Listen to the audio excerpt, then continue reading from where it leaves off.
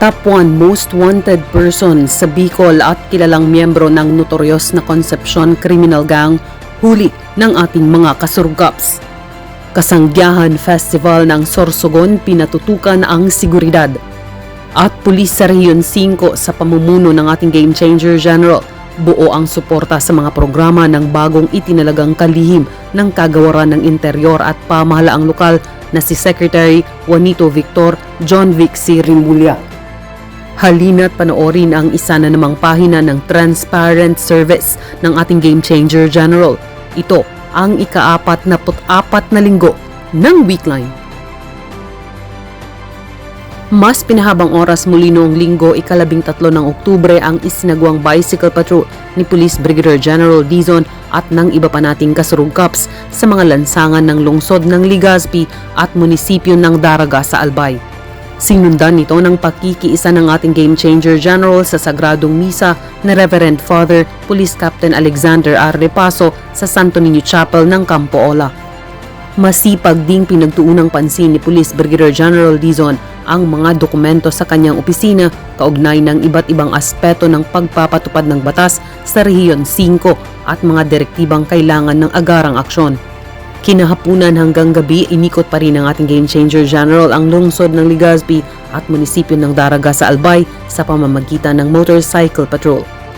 Noong Lunes, ika-14 ng Oktubre, bahagi si Police Brigadier General Dizon sa grand opening ng Kasanggiahan Festival 2024 sa Sorsogon Capital Grounds, Sorsogon City. Masusi ang naging preparasyon ng kapistahang ito para sa seguridad ng mga taga-Sorsogon at sa mga dadalo sa nasabing kasiyahan. Nakahanda na ang ating mga kapulisan hanggang sa araw mismo ng kapistahan sa susunod na linggo. Pagkatapos ng nasabing kaganapan, pinaunlakan ni Police Brigadier General Dizon ang exit call ni Police Captain John Michael Campos Azurin, ang outgoing dental officer, Regional Medical and Dental Unit 5 sa opisina ng ating Regional Director.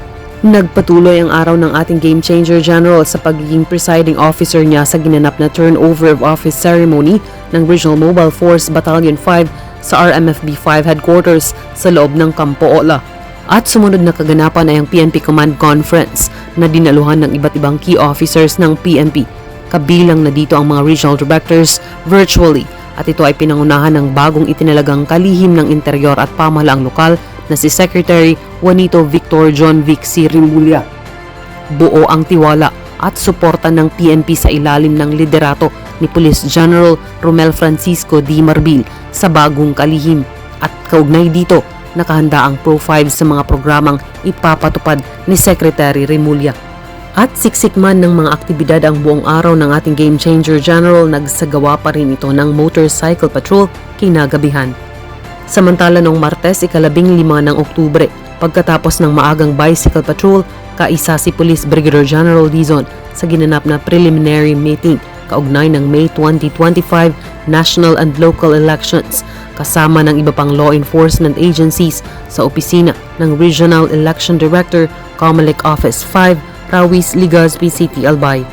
Sinundan nito ng pagpapaunlak ni Police Brigadier General Dizon sa exit call ni Police Colonel Maria Jovina G. Sevillano, ang outgoing chief ng Regional Engineering Unit 5, gayon din sa pagbisita ng mga personnel mula sa Public Safety Mutual Benefit Fund Incorporated at ng iba pa sa opisina mismo ng ating butihing Regional Director. At pagkatapos ng mga administratibong gawain sa kanyang opisina, nagsagawang muli ng motorcycle patrol ang ating Game Changer General kasama ng iba pang kasurugkaps. Miyerkules, ika-16 ng Oktubre, personal na binigyan ng security coverage and police assistance ni Police Brigadier General Dizon si First Lady Marie Luis Liza Araneta Marcos nang ito ay dumalo sa Kasanggiahan National Festival of Festival Competition sa Sorsogon Sports Complex, at nang ito ay nagpunta sa ginaganap na Siram Sorsogon Experience, isang agri-trade, travel, tourism and food expo sa Capitol Compound Grounds, Sorsogon City. Pagkatapos ay personal ding binigyan ng security coverage and police assistance ni Police Brigadier General Dizon si Senator Manuel Lito M. Lapid at si former Senator Vicente Tito C. Soto III nang ang mga ito ay dumalo sa selebrasyon ng Kasanggiahan Festival.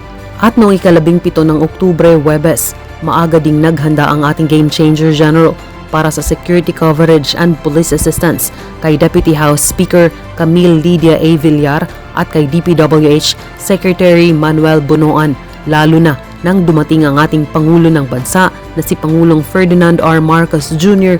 sa Bicol International Airport, Daraga Albay.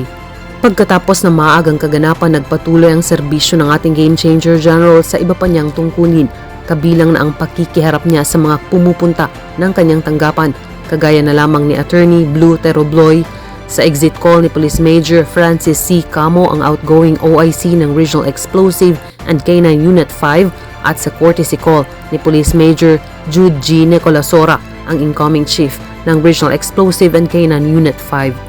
At bago magtapos ang araw ng ating Game Changer General ay pinagtuunang pansin muna niya ang mga administratibong gawain.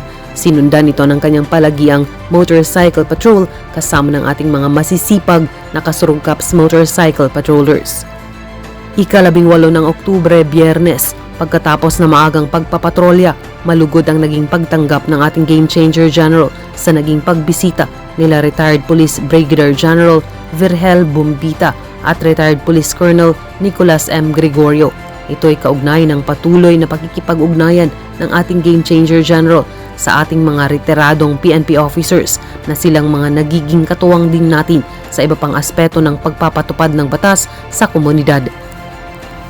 Ilan pang bisita din ang dumating sa tanggapan ng ating butihing Regional Director.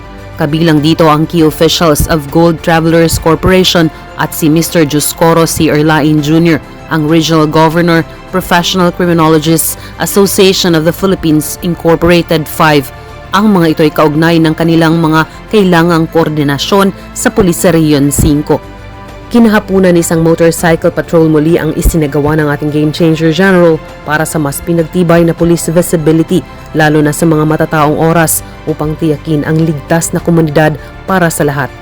At noong Sabado, ika-19 ng Oktubre, mas pinahabang oras muli ng bicycle patrol at motorcycle patrol ang handog ng ating Game Changer General. Maliban pa sa pagiging abala pa rin niya sa mga administratibong gawain, gayon din ang monitoring sa mga operasyong ginagawa ng ating kapulisan sa buong rehiyon. At sa mga operasyong naisagawa sa buong linggo mula ika-13 hanggang ika-19 ng Oktubre taong kasalukuyan, umabot sa halos 3 milyong pisong halaga ng iligal na droga ang nakumpiska ng mga operatiba ng pulis sa Region 5 na nagresulta sa pagkakaaresto ng 56 na suspects mula sa 50 ginawang operasyon. Nanguna dito ang Camarines Norte Police Provincial Office, sinundan ng Camarines Sur Police Provincial Office at pumangatlo ang Albay Police Provincial Office. Sa kampanya kontra illegal gambling, inaresto ang 28 suspects mula sa ginawang 8 operasyon. May 15 operasyong naisagawa naman sa kampanya kontra loose firearms kung saan 6 ang arestado, at habang halos 200,000 pisong halaga naman ang mga kagamitang kumpiskado sa iligal na pangingisda kung saan arestado ang 10 suspects sa 6 na ginawang operasyon. Huli naman ang 3 suspects sa kampanya kontra illegal logging na nagresulta sa pagkakakumpiska ng halos 300,000 pisong halaga ng mga lumbers at flitches. Samantala, umabot sa 134 na most wanted persons ang inaresto sa buong Kabikulan sa nakalipas na linggo, habang isa ang sumuko at 2 ang arestado sa mas pinagtibay na mga hakbang kontra insurhensya. Sundan muli ang transparent service ng ating Game Changer General sa susunod na linggo. Basta't kay Police Brigadier General Andre Perez Dizon, serbisyo ay damang-dama. Serbisyo ay uunahin ka at ipapatupad ang serbisyong APD, approachable, presentable, and dependable kasurugkaps.